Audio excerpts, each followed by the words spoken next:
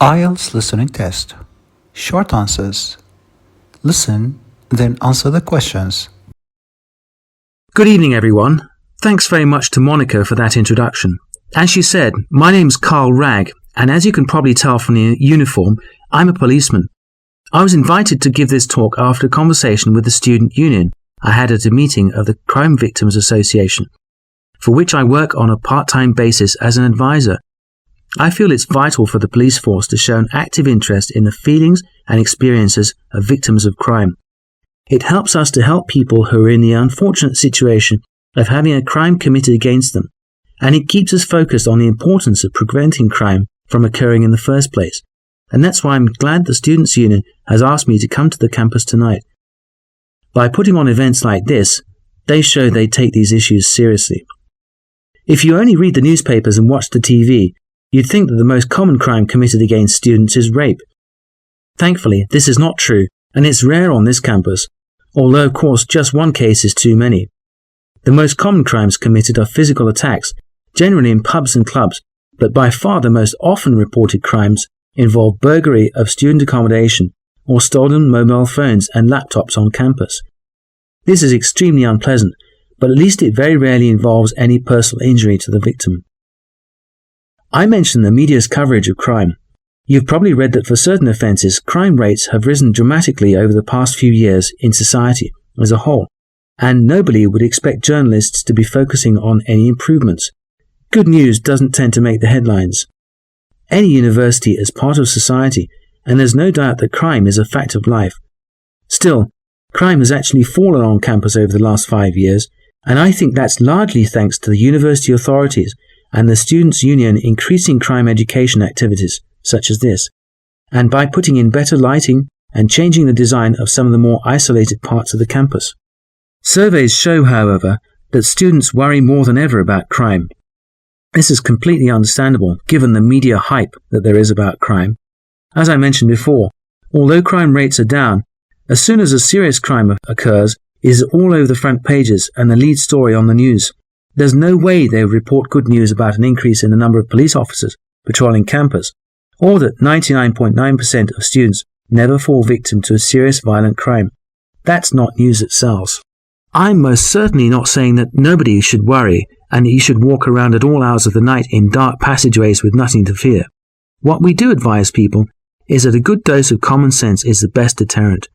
That means you take responsibility for your own safety, which is a message I'm glad to see the Student Union putting across. It's true that you can take self-defense courses, but that doesn't mean you will be able to fend off any attacker or throw someone over your shoulder if they're a bit drunk and irritating you in a bar. The main weapon a good self-defense course equips you with is not physical techniques or how to use a knife, or telling you to walk confidently, although I think that helps you make sure that you are thinking about your safety. A good self-defense course should actually be the beginning of an instinctive awareness of possible threats to your safety.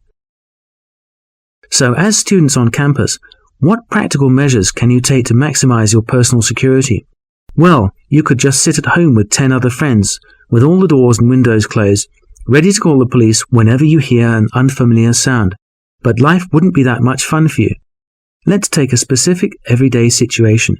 You've got some coursework to finish, and you stay late at the library, which means you have to go home in the dark, unless you want to sleep in the toilets or between the bookshelves, which is not really an option. I'm assuming you will have a mobile phone with you, which is an excellent security measure, because of course you can call someone at any time. We think the best way to stay safe in this situation, though, is to ask one of your flatmates to stay in the library with you until you finish work, and then to make the journey home together. It's more sociable, and there's safety in numbers. If you are unlucky enough to be faced with a crime, such as being mugged, it's a nasty situation. You have to make a quick decision, and your first instinct may be to resist forcefully, but we advise against this. You don't know what the criminal is like.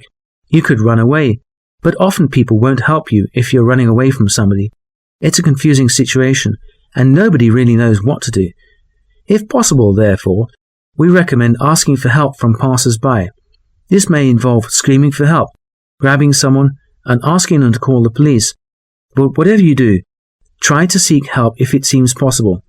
These are just general guidelines based on our experience. It's hard to give specific advice for every situation that might crop up. However, we do tell people not to carry a knife. You might think you can scare off an attacker, but in an attack, it's the thing that makes it most likely that you end up injured. And it's illegal to carry one, of course.